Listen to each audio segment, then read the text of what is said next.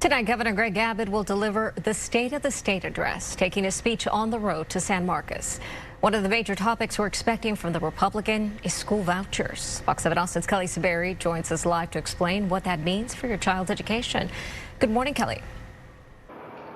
Good morning, Amanda. He'll likely be talking about parental choice, what's in student curriculum, and also these vouchers that you just brought up. You know, within the last 2 weeks, Governor Abbott has been touring the state talking about this. It's a concept that's been brought up by previous governors, but it's failed to become law. We spoke to Brian Smith, a politics professor, about this at St. Edward's University. He says private school vouchers are a concept that both George W. Bush and Rick Perry failed to get through the legislature. States like Iowa, Arizona, and Utah have all passed school voucher programs in recent years. But it's tough for rural communities to get behind this idea because public schools provide a lot of jobs. They're also a focal point of community.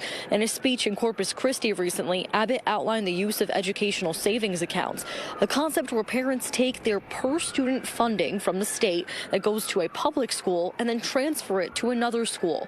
Under legislation from Senator Mays Middleton of Galveston, families would have $10,000 to use to educate their child in whatever way they wanted. The idea was pitched in 2017, but the proposal did not take off.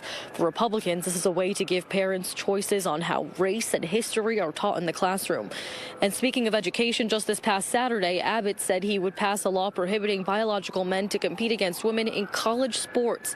In 2021, state lawmakers passed legislation that restricted transgender student athletes in grades K through 12 from playing on teams that aligned with their gender. Brian Smith also explains to us the significance of taking the speech outside of the Capitol tonight.